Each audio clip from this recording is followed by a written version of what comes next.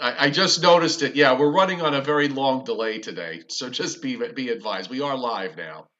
Okay. All right. Very good. In fact, the I think the part where you just said that we're live is we aren't live Whoops. I see the is spinning wheel too. Whoops. And now I see an ad for food with Suzanne Probst and Yannick something or other. So I'm going to excuse skip me. that. And here we are. There we are. So, folks on the chat board, there's the delay is annoying. I have to tell you though, it is always problematic. But I just we are working. Thankfully. So I did. I just wanted to tell you. So I drove down.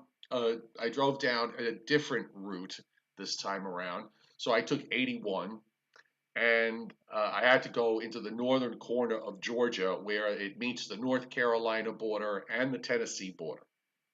So to get there, you take 81 and then you get on Interstate 26, which drives right into the mountains as you head into Asheville.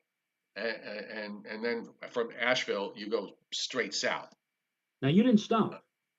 I You mean, I literally stopped stayed to on through. I stopped to go to the little boys' room and I stopped to get gas. But other than Okay. that, no, I didn't stop. Okay. Uh, I have to tell you something.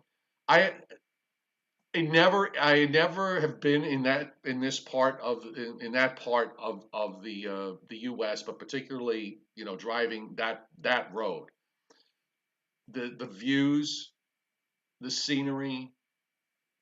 I spectacular is not a strong enough word to express how beautiful it is. It's such a I couldn't stop to take pictures because I did stop in one spot where it was one of those scenic outlooks that you could go drive into, but the highway, the shoulders were fairly narrow, so I couldn't really pull over to the side of the road, even though there was very little traffic. I couldn't pull over to the side of the road and take the pictures. But it was mind blowing just how beautiful. And what was really interesting was, and I don't know if this is because of the low sun angle this time of year or it's the nature of the area because I'm was driving basically through the Smokies, but we had sunshine. There was high clouds. I would say it was broken skies with cirrus and sun. And there was this, and this was later in the afternoon, after about 3 o'clock, and there was this bluish haze over the tops of the mountain, not just the tops of the mountains, but maybe about halfway down. Just this very light bluish haze that, and I mean, there's no smoke around. It's not like there was, one of these issues with wildfires in the west and smoke in the upper atmosphere and in the skies.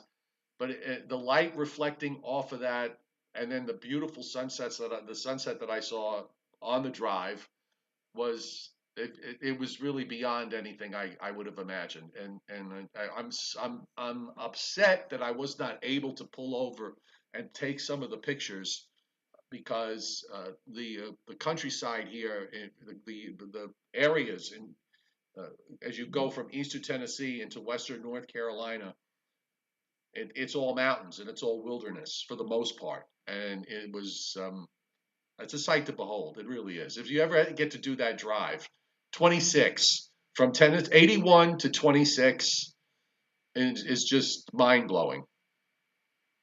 You wouldn't believe that you're so supposedly in the deep south. I guess when you drive through that Well, part of the yeah, country. I mean, people have this idea, I guess, because this is not an area that most people come to. It's a very, it's sparsely populated, relatively speaking. People, some people do go. I know people who have vacationed in the Southern Appalachians and in the Central Appalachians, and they rave about it. But for the most part, it's not one of those go-to places that people focus on. You go to the eastern part of the state, the Carolinas, because you've got the beaches at the Outer Banks and down, South Carolina down to Myrtle Beach. You go to Florida, of course, but people, aren't aware that the interior of North Georgia, western South, and North Carolina is just, and going into eastern Tennessee and the mountain areas is just stunning. And I mean, there's things to do here during the season because there are a lot of lakes and there's. I went driving around this morning by large lake marina where everybody's boats were all pulled out of the water. So it's a really beautiful place. I was I was as I said, I was stunned by the gorgeous scenery. So if you ever get to do that drive, Joe, drive 81 and then then get on 26 to go from basically you're going from Knoxville to Asheville. I don't remember exactly what the interstate was, but in 1984, I was in the area around Greenville, Spartansburg, South Carolina. And the thing that really was impressed upon me was, boy, this looks like a lovely, I mean, the rolling green hills and the overall, I mean, the tapestry was again, does not remind you that you're supposedly in the southern or southeast United States. You expect to see that, let's say, up in New England or Yeah. in Pennsylvania. You don't expect it, but then again, maybe it has something to do also with the elevation, Joe. The fact that how much that stretch that you just talked to, what was the average elevation above Oh, sea these level? mountain tops were high. I mean, I was Yeah, driving. I mean, my ears were popping all the way. So I mean, yeah. I was every bit of up there at about 2 to 3,000 feet. And this is a Maybe, region yeah. where, and And this is yeah, this is a region where in the wintertime, not all the time, but from time to time, you'll hear about snow falling down that far south. And the places where it does snow and where it actually accumulates would probably be in the region that you passed through yesterday. yeah, and I can sort of understand why, you know, when when it does snow, how down here, even though it is infrequent. I can understand how it is problematic because we're talking big hills. Okay, I was going down grades on 26 where there were warning signs, everywhere for trucks that they couldn't do more than 35 miles an hour. They had to get into a truck lane. They had a special truck lane that you would have to go down when you're going downhill. So we were pretty high up there. I was also surprised at just how high, because as high as I was, the peaks I was looking at were even higher in the background. So we were up there. Yeah, Pinnacle.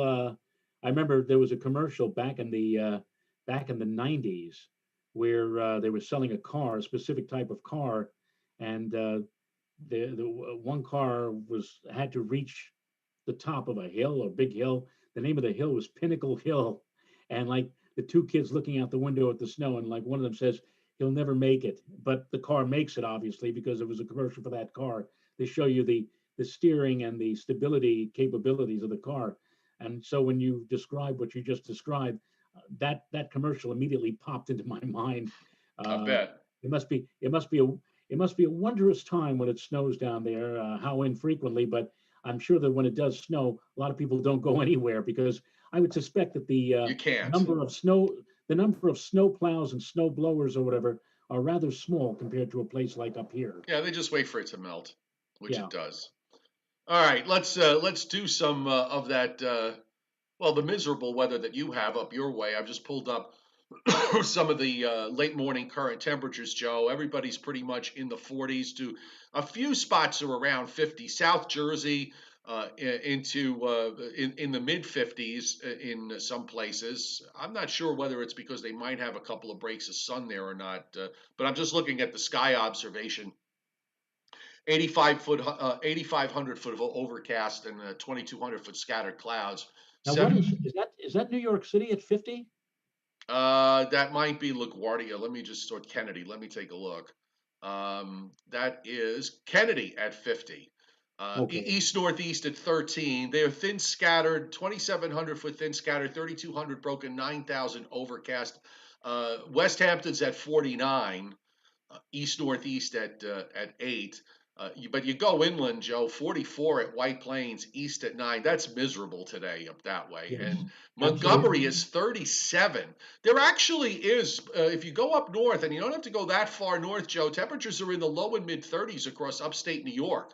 And also through northern Pennsylvania. They're actually going to see some snow today with that Right. leading precip up from Northwest PA on up into western and northern New York. So this is a cold high that's built down from the north. It's. I would imagine if this were maybe January or February, we would be significantly colder than what we are now. But it is a chilly high that is extending up into New England. So it's not just the wind off the ocean; it's cold air that's drained down from the north. Yeah, and the clouds, in a way, helping to preclude temperatures from really plunging, sort of acting as a blanket, so to speak. But again, it's one of those indifferent type of days where just the temperature, the sky can it just sits there and like Yeah. here, take it. You can't do anything about it. But there you go. Well, I'm just kind of also, looking down now. I'm bringing the map down into North Georgia, for example. Now right now I'm in Blairsville, trying to get these obs to come up. Tallulah, Georgia, so is 56.48 temperature dew point, 75% relative humidity with the south wind at 6. That's up at 2,728 feet. Okay. Yeah, way Uh, up there. Franklin County Airport, which I'm not too far from, but this is a little lower. They're at 890 feet above sea level, 6154. And now at the Blairsville Airport uh, is 1,909 feet above sea level, 6151. 3,700 foot overcast. I got some beautiful, mountain views from where I am. I just want to kind of take a look at some of these obs in western North Carolina, just kind of get an idea. Now here, Cherokee, North Carolina, 3,400 feet here, 53. This is one of those things that I never really paid close attention to on the hourly obs. So it'll be interesting, come wintertime. I'm gonna watch some of these obs up in these mountainous areas. If we get a situation where it's cold enough to snow there, Jefferson Ashe County Airport in northwestern North Carolina, that's 3,000 feet above sea level. So there's some pretty good, some pretty good. These are places, these are places that could run anywhere from like 5 to 10 or even 6 to 12 degrees lower than if you were at sea level based Oh upon a yeah, high adiabatic lapse rate. oh yeah. So Atlanta's 800 feet above sea level. So the northern half of Georgia is, when you drive from South Georgia, which is very flat, and North Florida, which is very flat, and you drive up toward North Georgia, you climb. You start to climb. So it's a very gentle climb over a couple of 100 miles, but you do start to go up. So the climate up in the mountains is certainly different. I've been told here in the summertime it doesn't get to 90 very often up here, which is nice. lovely. All Yeah, that right, would be the looking place at to be. If you don't like the heat, that's the place to go if you're down in the southeastern states. Because I don't think what's the highest sea level above sea level height in Florida, like like on Long right, Island, right, bald. not counting the tops of any buildings in South Yeah, Florida. Yeah, it's not very high at all. Meanwhile, looking on the satellite, you can see all the clouds up in the northeast down into the northern mid-Atlantic states, and of course the cold front that's approaching with the heavier overcasts moving through the eastern lakes into southeastern Canada.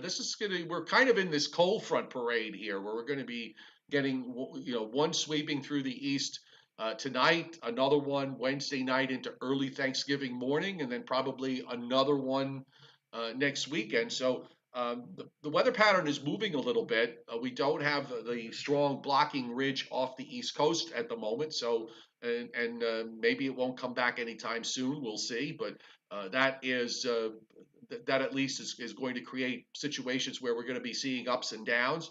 There's also disturbed weather between the Bahamas and Bermuda. It's very poorly organized. This is something that some of the models were doing something with from the standpoint of the tropics, but for now, doesn't look like much is going to come of this. And it also looks, at least for now, that the tropics have shut down for a little bit. So that might allow for some wholesale pattern adjusting across North America if the tropics aren't going to be busy down in the Caribbean, in my opinion. things will relax a little bit for a change. Yes, as we are today, I'm sensing that both of us are like very relaxed today. I know I am. I went to bed last night after my drive because it was a 15-hour drive from start to finish. and I left at Oh 2:30. goodness. Yeah, I left at 2:30 in the morning, and I went to. I got here a little bit right around 6, and I went to I went to bed at 8 o'clock, and I just the next thing I knew it was 6:30 this morning. So I slept straight through Now, the what did night. you, out of curiosity, to go all the way south now, what did you do? Did you take the Verrazano Bridge? No, I took the GW. So you took the GW. So you went 90. across the Throg's Neck to get to the Yes. Why? I'm just curious to see how you did this. Oh yeah, so yeah, How you no, got so got right, Throgs Neck to GW, take 95. I took 95 into to DC, and when I got to DC, or just before DC, you take 495, the Beltway, and you go around, and then excuse me, off of 495, I got on Interstate 66 going west, and you take that for about 45 miles or so because it ends right at Route 80. I'm sorry, at 81, and you basically drive the entire state of Virginia because you get 81 in the northern part of the state, so it's almost 300 miles, and as you're driving because it takes you good 4.5 hours, 4.5 hours to get through, and it's like it seems like you're never getting out of Virginia. I mean, it's a beautiful drive, don't get me wrong, but you know that you're getting into the home stretch when you get into Tennessee. So, but it was a gorgeous, those are the roads I took. And then from yep. 81, I took 26 and then a couple of local routes here to get to my final destination. So as you were driving over the George Washington Bridge, did you have this yearn to start singing California, Here We Yes, Come? exactly. Except I didn't And have the Mertzes in my back seat. and did you have this yearn when you crossed over into Tennessee that you might see an interstate or a green sign saying Ben Ben Forks? Fork. Yes, I know. Of course, you and I think along the same lines, so I get it. Precip wise, looks like a little bit of precip in upstate New York. I bet you some of the obs are probably seeing some snowflakes now, some wet snow.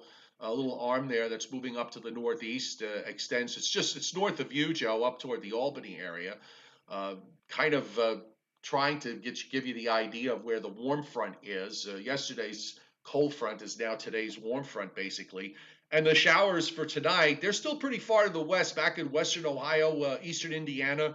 And then there's a band of showers that runs down south into western Tennessee, central Arkansas. Those are moving east. Uh, and we also have a little bit of action with some rain coming into the Pacific Northwest and some scattered uh, activity with an upper trough that's running through the western Great Lakes that's lifting up the system that you see to its east. But other than that, it's really fairly quiet today from the standpoint of precip. And looking at the surface map, just let me just update this here for you, and there it is. Yeah, Joe, we got this hairpin warm front that's pinched off in West Virginia. You've got the big high in Maine. Temperatures in the teens right now. I didn't even take, or at least earlier this morning, they were down in the upper teens in a good chunk of northern Maine. And that high is going to, of course, gradually give way. Here's your low in southern Illinois that's going to be moving northeastward. And then you've got this other cold front that's back up into western Minnesota. Weather WPC with respect to the rainfall this week, the next 7 days, if you take tonight and then this goes into next Sunday morning, so it certainly has the next two events and possibly the beginning of the third one, depending on timing. Rainfall amounts generally on the order of about, oh, let's say 3/4 of an inch to an inch and a quarter, maybe an inch and a half, spread out over those three events. So that'll be at least a little bit more productive to ease the dry conditions that still exist in New England. You've got big rains of several inches or more, East Texas to west to Mississippi and western Alabama, and also in the Pacific Northwest, still rather busy with rain there. Although the heavier rains are up on the Canadian side as everything continues to shift a little bit further to the north there. But otherwise, most of the west is dry. Looks like some precip also of size in the western half of Colorado down into New Mexico, and that's probably with the up and coming storm systems. Yeah, So usually when we get around to Thanksgiving, you anticipate that there's going to be some kind of a major winter storm somewhere in the country, and usually if it does happen, it's usually out across the plain states. But as you can see on your 7-day QPF map from WPC, that part of the country is more or less bone dry for the upcoming week. it is indeed. And what did I do with that map? I am upset. Oh, here it is. Okay, so I want to do a little long range. Yeah, there are no major storms around, Joe, with the pattern the way it's been, but it looks like, well, not at least for in time for Thanksgiving, but I think the pattern's going to try to get a bit busier as we move ahead. And I want to start off with the latest state of the La Nina, because of course we've been paying attention to this a lot lately. If you haven't seen it yet, we had Bill Goodman on earlier this past week to talk about the winter of 2020, 2021. So if you haven't watched it, it was a really informative 2 hours that we had him on. You can go to just go to my on my YouTube channel. It should be right there on the front page on the display page of the YouTube channel.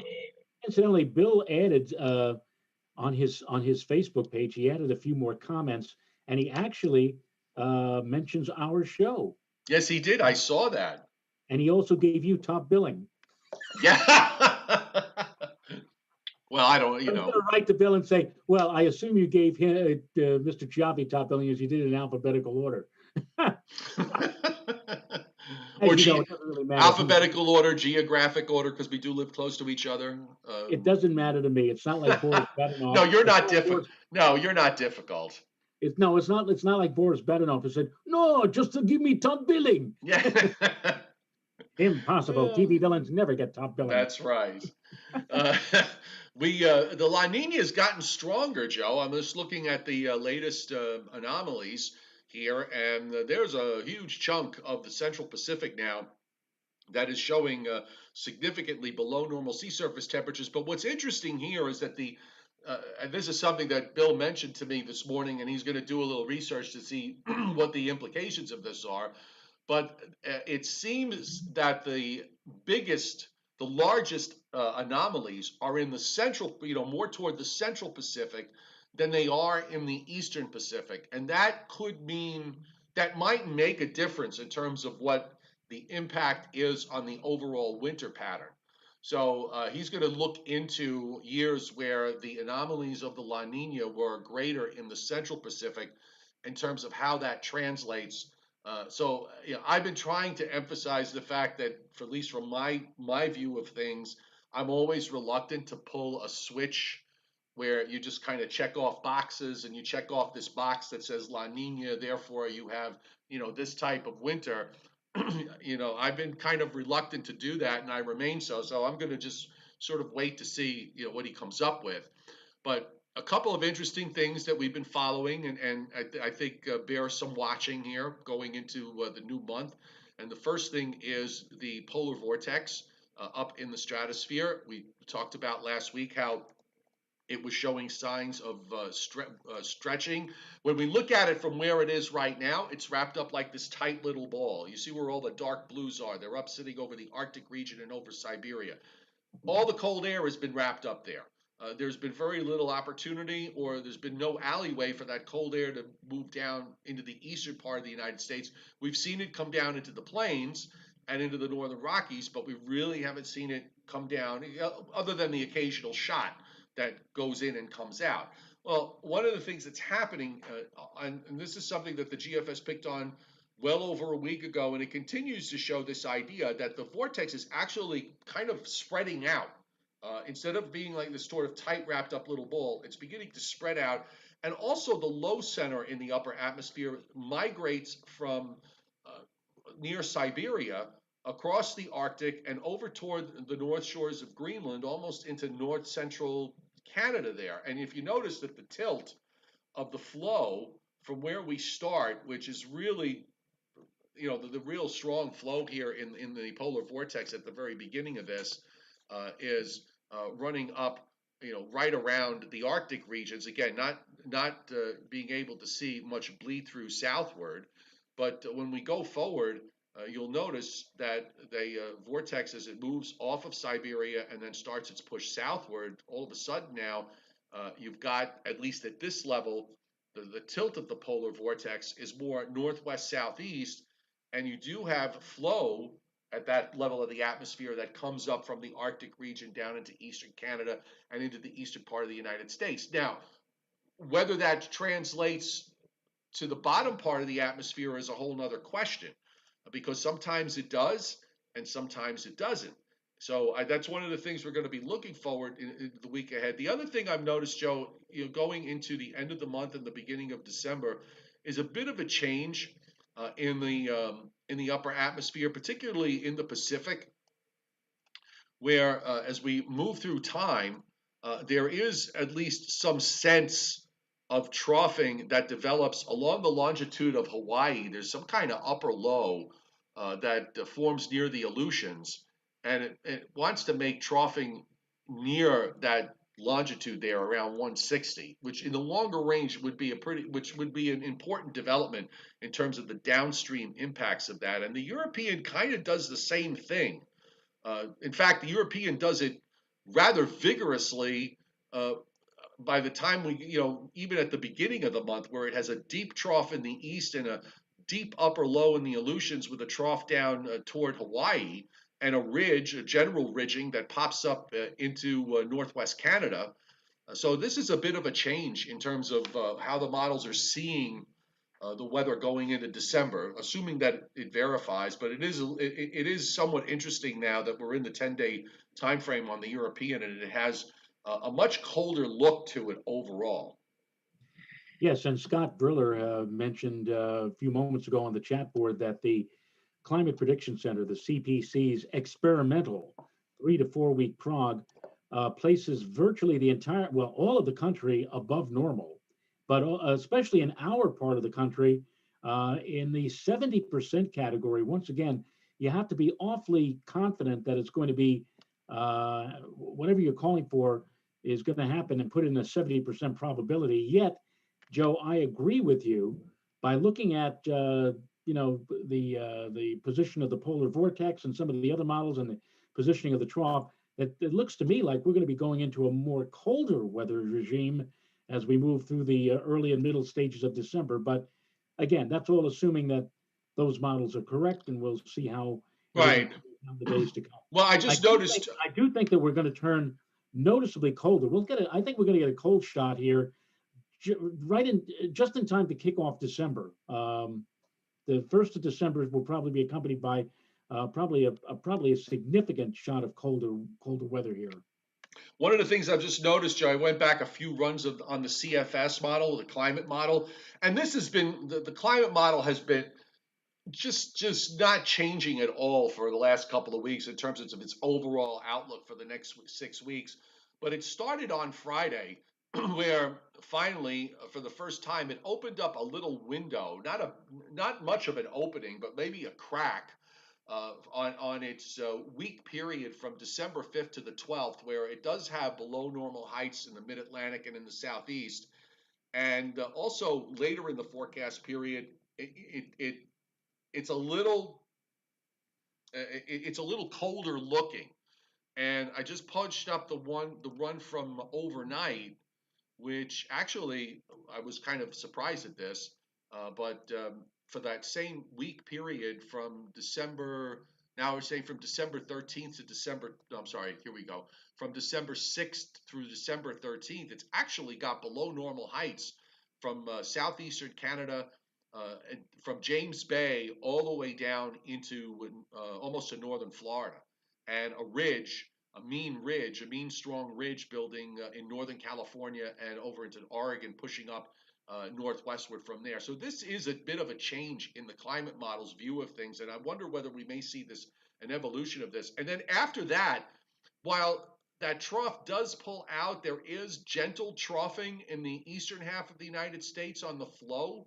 And all of a sudden now, as we get to the end of December, beginning of January, which is the week 6 in its long range, it does have if you look at the when you look at the graphic, and then you kind of use your imagination here a little bit going into January, it does have a colder look all of a sudden. So I wonder whether, again, I've been very hesitant to just jump on the bandwagon with regards to what the long range is going to bring us. I'm not convinced that this is going to be a La Nina winter, which will be warmer than normal with less with less snow overall.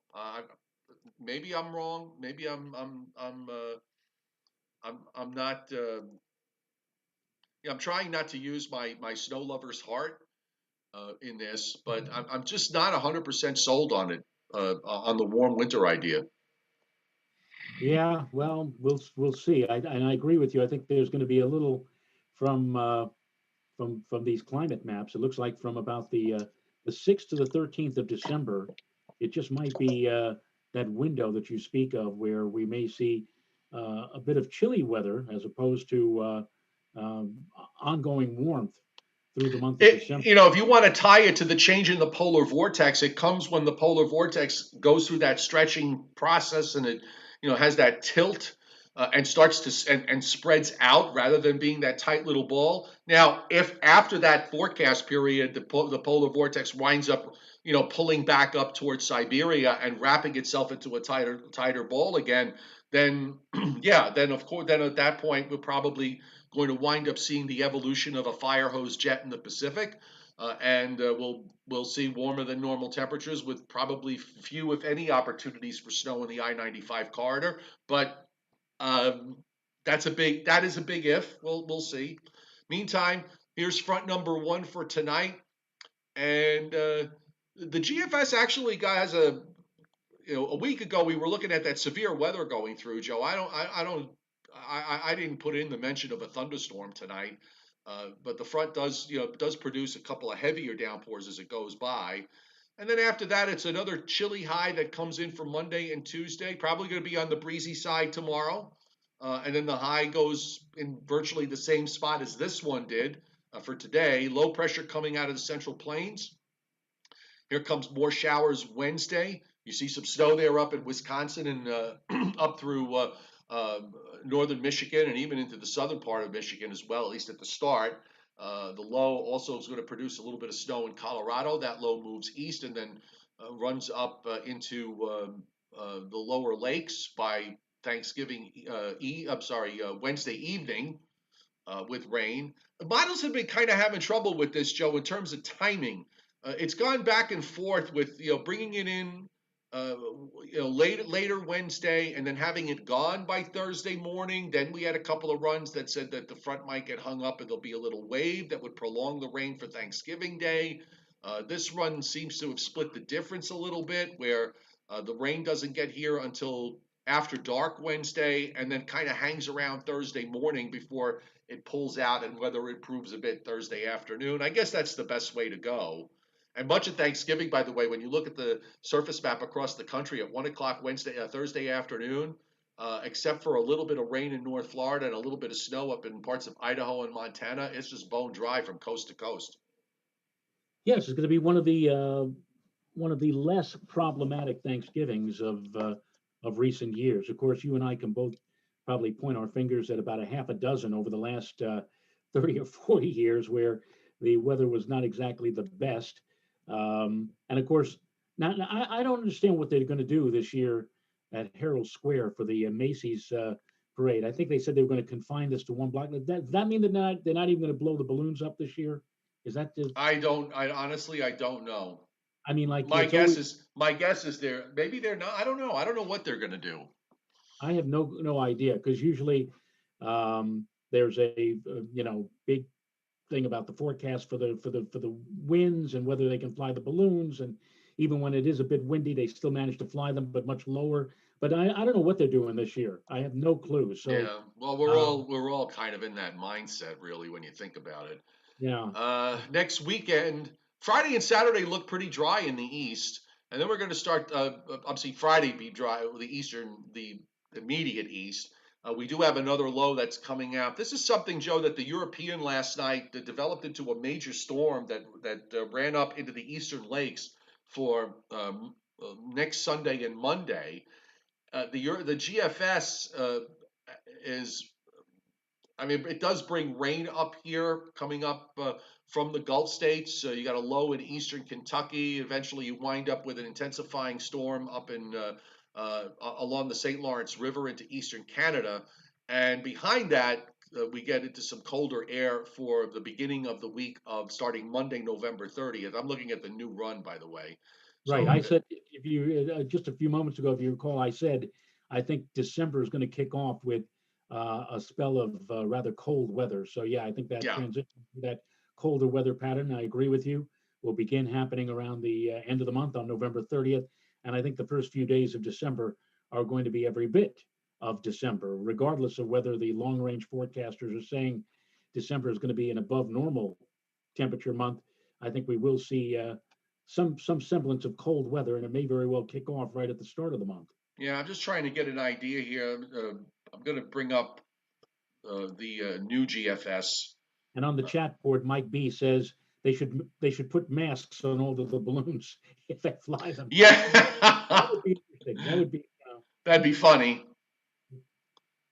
Boy, I have to tell you, Joe, I'm looking here at the just looking at the new run there's a lot of missing maps here, but the one we're missing from the 72 hour, and then it suddenly jumps to 228 hour, which actually is a good thing because you can, when you're looking at a map like this where you're looking at that area of geography, kind of looking from the top down with the Arctic at the center.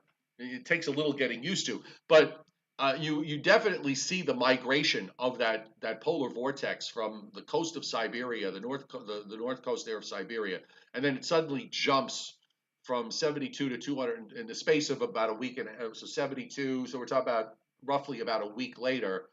You go from there to the polar vortex almost touching the north coast of Greenland, and you see the tilt here. Now this is for the first week of December, um, and also you notice how it goes from this, again, this tight little wrapped up ball up over the Arctic region, and suddenly you've got cold flow at that level, the atmosphere down into the continental U.S. So I think this is a different, perhaps unanticipated change regarding the long range.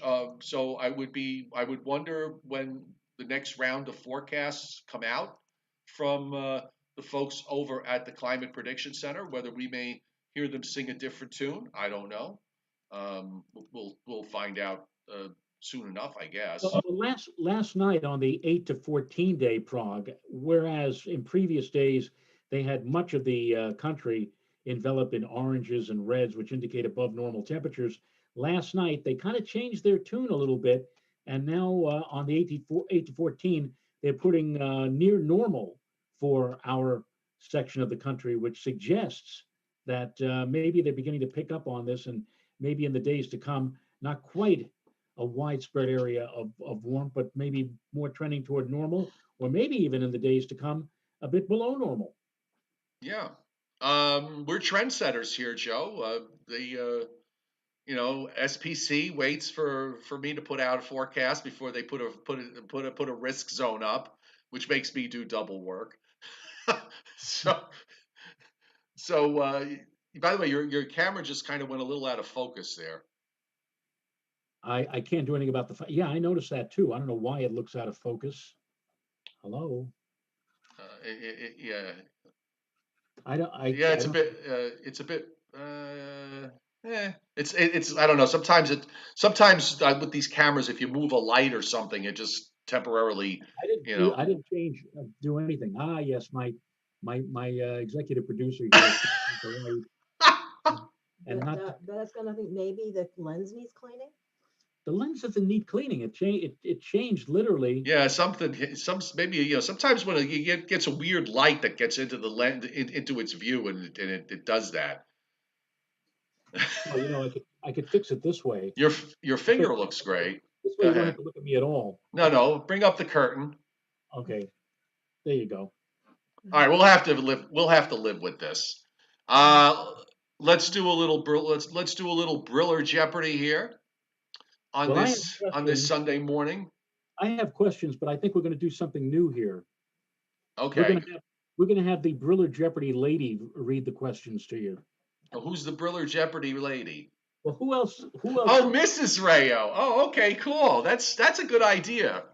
You want to sit? Okay, he does not. You know, Renata, we should get you one of those very fancy, what do they call those things? Cummerbunds and it says, it could say Briller Jeopardy question lady on it. And then you could just kind of prize point. Whatever you say. Okay. He doesn't feel comfortable asking you these questions simply because they're cooking questions. Oh, okay. All right. So here we go. All right. We've got 10 questions.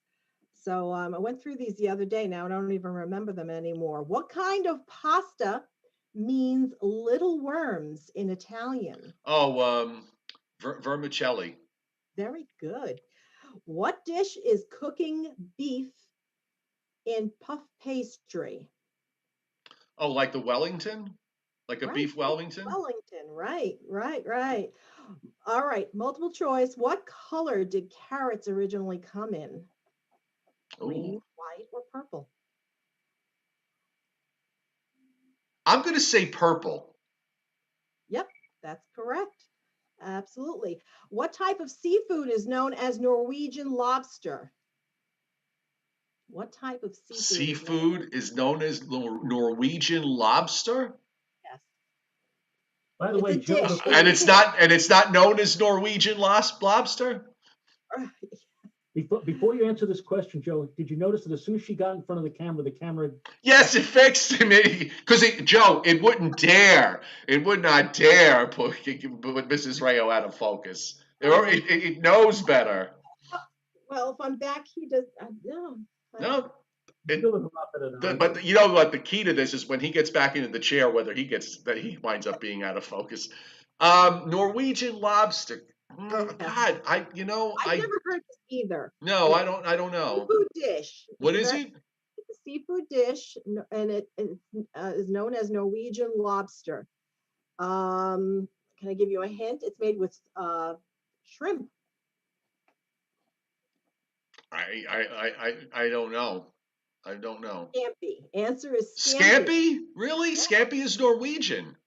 No kidding. Maybe it's nicknamed that way. Who would have known?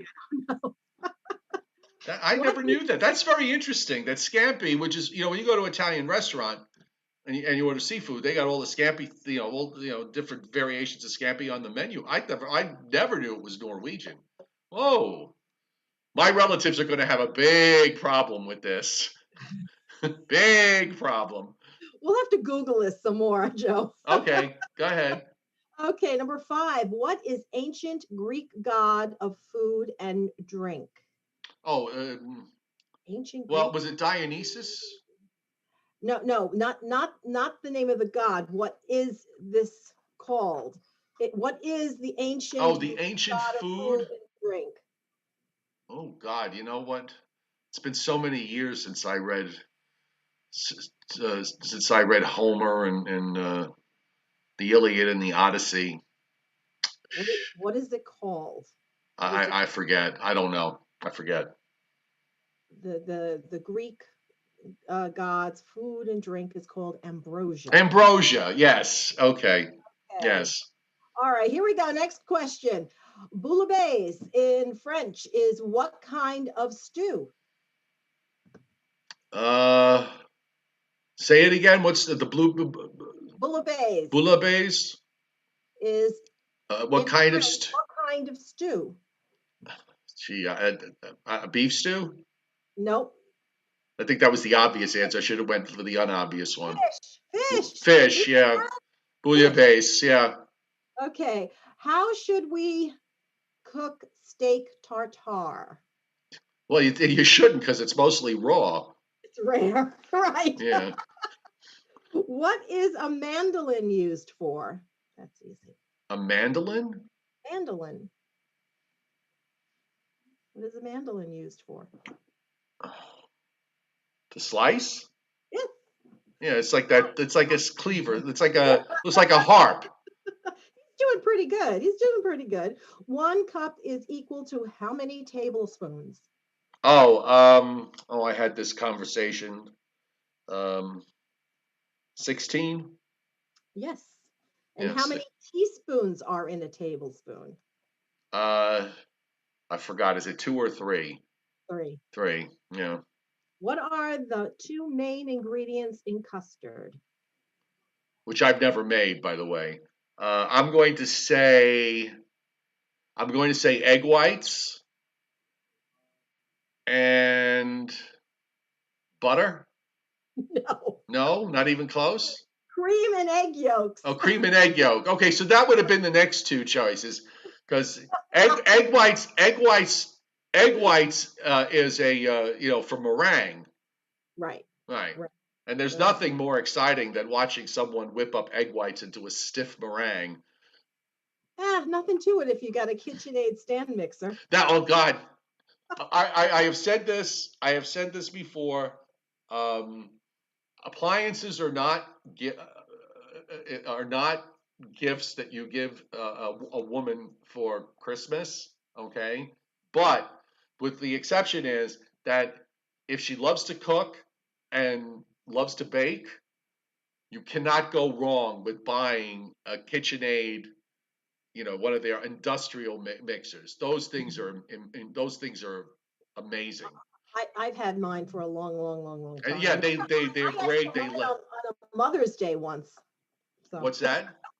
I asked for mine. No, that's a perfectly reason to me. To me Practical gift. to me a cook.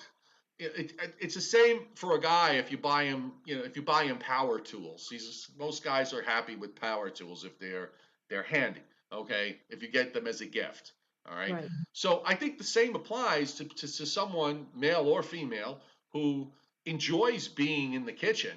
And when you cook, I've told this to my daughter. I had this thing with my daughter, one of my daughters. When I went to see her, she bought.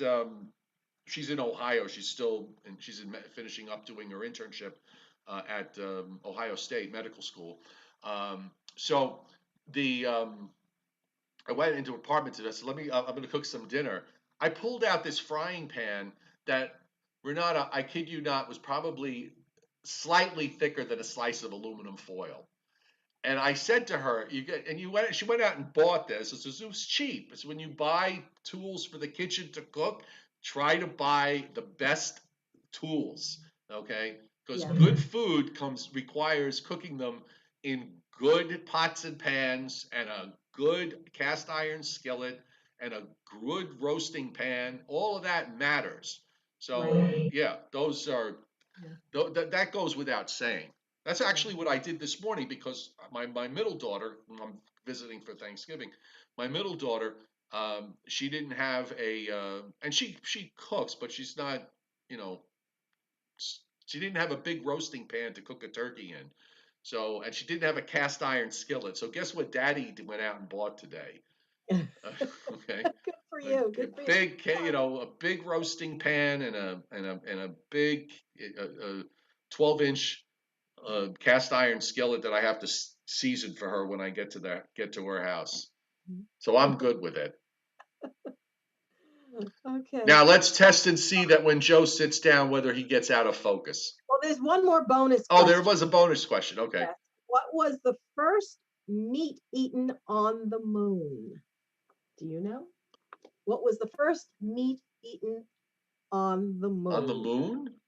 On the moon. I'm trying to think. I'm trying to think if the meal, whatever they would have gotten them, is something that was probably symbolic. Eh. No. Well, this says Chicken. I'm gonna say chicken nuggets if they had them then. Oh, here's your multiple choice: turkey, bologna, bacon, steak, or ham. Well, for me, it would have been either steak or bacon, one or the other. Those would be my two choices. Everything goes better With bacon. bacon. That's Yes. your answer. Bacon. Yes. Bacon.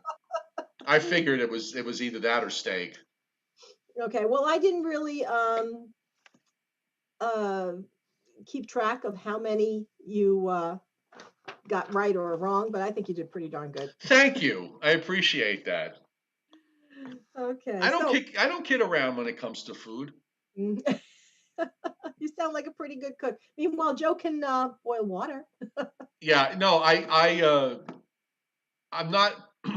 Baking is an art form. I'm not quite there yet to try delve into it, but You just have to measure correctly. yeah, no, Follow no, right. that's really important. But I'm good when it comes to. I'm really good with the meat and potato stuff. I even started doing. I did some pot. I did a pot roast, a couple of pot roasts. I did one actually not in the. I did one in a crock pot, and then I did another one in stoneware, which came out really good. I also did braised short ribs, and it's pretty. They're not difficult. It's not difficult stuff, No, no, and no. and I think it's also a matter of, and you might agree with me on this. For me, anyway, I find cooking to be incredibly relaxing. I find it to be when I'm preparing food, I whatever's going on in my life jumps out of my head during the time where I'm preparing it. I'm completely Mhm. focused on what I'm cooking. I find it Otherwise, you cut therapeutic. your fingers off. What's that? Well, Otherwise, yeah, because but I find it very cooking for me is not. I know some people might say always jump to the option of eating out versus cooking. If you ask me, I don't mind doing it. I actually enjoy it. It's a break from my day. It's where I can just kind of relax and put together a meal. I get a lot of satisfaction from creating a meal that serving it to people and have them say that, hey, this tastes great. How did you make this? I get a Mhm. lot of I get a lot of enjoyment out of that. I don't know why some people just fi- can't seem to be able to feed themselves. And I also Right. but I do know people who have lived in their houses for 20 or more years and have never once used their kitchen. And I frankly I have an inherent distrust of people who cannot feed themselves. If you don't know how to make a basic, you should be able to to to to to, to prepare food to eat. If you have to go out and have somebody prepare it for you for every single meal, I don't trust you. I don't trust you. Especially in today's day and age, if you don't know how to do something, you Google it. YouTube is Yeah, all. there's no reason for it. There's no reason, for not being able to cook. It's Well, really one of the plus sides of the pandemic has been that since a lot of people are staying home, they've gotten back into the kitchen. They've gotten back into cooking their own food. They've gotten back into baking. Early right. on, when you went into the store, you couldn't find anything in the baking section because everybody was buying flour and All the sugar. flour and the yeast was gone. Matter of fact, last Wednesday when I was in ShopRite, I had to laugh. It said up where the yeast is, limit two that Isn't you that want to. something? You know what I had trouble finding for a while, not too many weeks ago, in fact, believe it or not, paprika. I went to the A spice lot of aisle and there was spices are out. paprika was gone. Yeah, yeah. And no sign of it coming back anytime soon. So yeah, it has brought people back into the house, and of course they found that when they had to cook for themselves, they didn't have the right tools. So companies like Williams Sonoma and companies like that have been doing gangbusters business just selling pots and pans. Yeah, It's yeah, it's yeah. it's it's a very interesting. But people look back on and see all the things that wound up happening, and during this time. But that's one of the more interesting ones I find that it drove You're people back to falling cooking. asleep, Joe. Who Joe is? I'm waiting. Now we're going to find out whether the camera's going to get out of focus again. I have a feeling it was just an internet sort of thing. It could Anyway, have been. we'll switch chairs again. Did you have a nice rest? What? Who? Okay, here I go. We done already? Yes. Thank you, Renata. Welcome. Renata Rayo, ladies and gentlemen. Yeah. Yay. Now there's going to be now what's going to happen is that there's going to be a At least you put your camera back in focus, by the way. yes, yes. All right, you Now ready? You ready for your there's questions? going to be a mad cry now for get rid of him, bring her on. Yeah. Scott Briller hitting super chat today. Thank you very much, Mr. Scott. and we have I got his questions. Let's run through those, and then we can wrap this up. Okay, so what is the average snowfall for the following winter after less than 10 inches fell in the previous winter? Oh dear. Well, I know for five. I know what it is for 5 inches. For 10, I'm going to say approximately 39 inches. 29.5. 29.5. Yeah. That all? Well, I Really? think I think the more once you expand the data set, you probably pull in a couple of winters where the snowfall was the following snowfall year was well below average. Right. Maybe not down to 5 inches, but maybe it was like 10 to 15. What president made Thanksgiving a national holiday? Okay. Well, I know that FDR during his term, when we were in the Depression, actually moved it from the fourth Thursday to the third Thursday to give merchants one extra week for people to shop for Christmas. But I think, let's see. I don't know. I don't think it was Abraham Lincoln. I think it was a president just after Lincoln. I don't know. Rutherford B. Hayes. Actually, FDR was the one who made it a national holiday. Really? It wasn't a national holiday until FDR made it a national holiday. So it was just celebrated arbitrarily before FDR as Thanksgiving. Right, but it's not the third Thursday, it's the fourth. I said, yeah, I know that, but I think that that during the Depression years, Oh, they moved it to the third. I see what you're saying. Okay. right? Okay. All right, so New York City Central Park lowest daily maximum temperature ever. Lowest daily maximum temperature ever. Well, I think if we go back into the 1800s, it was probably a day below zero. I think we've had at least one of those in New York City. We'll never see something like that again. Um, I'll say -2. Now, this is December 30th, 1970, 70, I'm sorry, December 30th, 1917. The high temperature was only 2 above. But Okay, I remember seeing something recently. Maybe it was when Bill was on. And he brought one of those periods where he mentioned that there was that one day that you just brought up in the 1800s that it didn't go above zero for the entire day. We'll have to double check that one. What was the highest and lowest temperature ever recorded in the month of December? well, I think we just had the highest. I think we had like this is Central Park now. Yes. I think Central Park got up to like what was it, about 4 or 5 years ago, 70, 72, 73. Right, but I that think was not the highest. that was not the highest. No, Really? no. Wow. Dare I say 75? 75 in what year? And it was in your lifetime. I remember a few years ago that we had, let's say 2014. 1998, 75. And it probably came early, during the first. I'm guessing if it was, if you had to bet, it would have happened in the first part of the month. No, I vaguely remember, in fact, now more than vaguely, I remember that I remember Renata suggesting that we have our daughter was then what? She was only 5 years old. She suggested, why don't we get the wading pool out and take a picture of Maria in the wading pool on this December day? That's how warm it was. So yeah, I remember that now.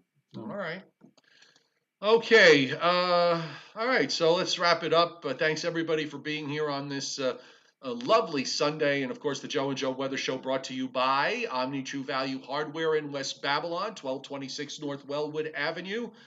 In West Babylon, just north of the Southern State Parkway, for all your winter storm supplies so you can clean up the mess when it happens.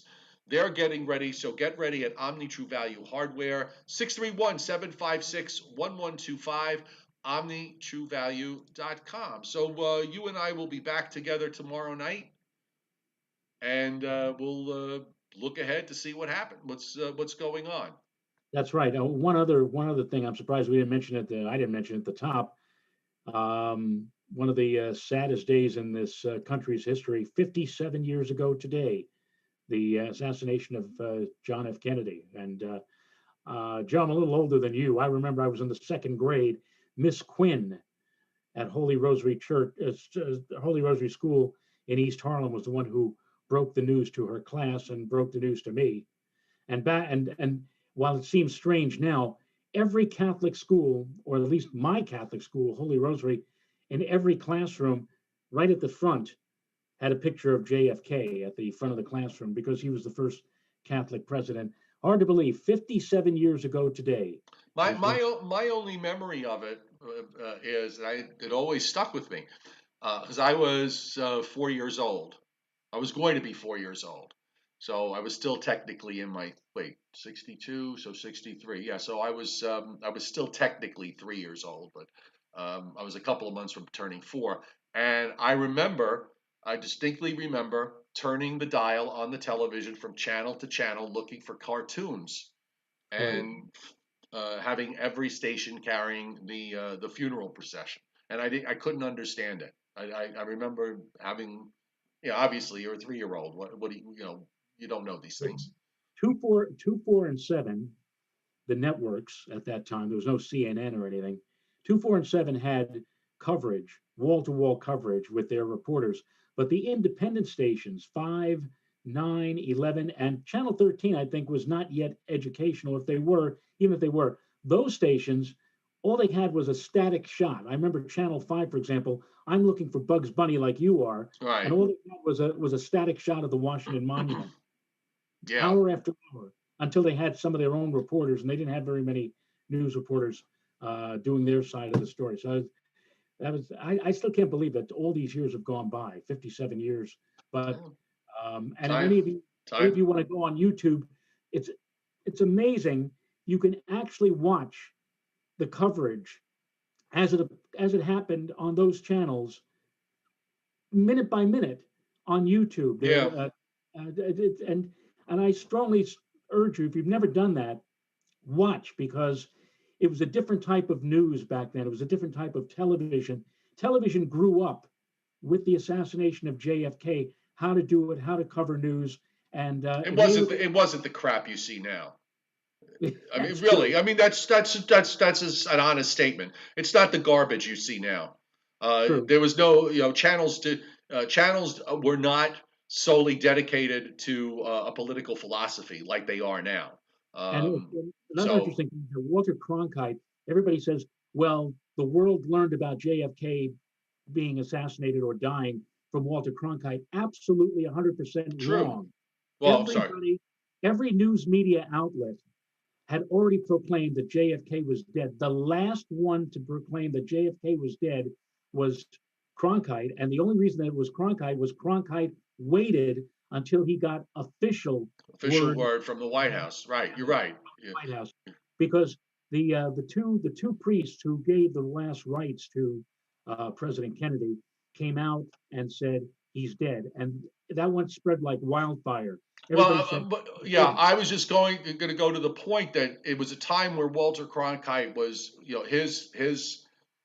he was basically the most trusted man in America. Even Lyndon, I think it was Lyndon Johnson who said, if we lost, when you lose Walter Cronkite, you're done. yes, With in reference to, certainly in reference to politics, was what that was his context. We've and I'll lost Cronkite. and Um, I'll tell you, demonstrate another reason why Cronkite was, as you just said, CBS television would not proclaim JFK was dead until 2:38 that afternoon. More than 20 minutes earlier, CBS radio said JFK was dead. They did that on the word of, believe it or not, Dan Rather. Dan Rather, through his sources, however, at Parkland Hospital, they said he's dead. And he told that to the anchor on CBS radio, who then said, ladies and gentlemen, the President of the United States is dead. They played the national anthem. There was a big thing at CBS TV. Everybody's running around like a chicken on a head saying, radio just said he's dead. What are we going to tell Walter?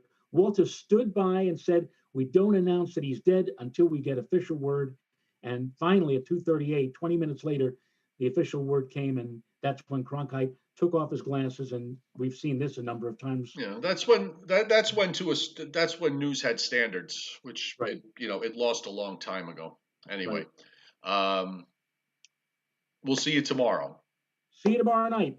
All right. Have a great afternoon, everybody. We'll see you tomorrow night at 7:30 Eastern Time. Nighty night. Or actually, oh wait, hold on. We have a Sal Blandino in the chat board.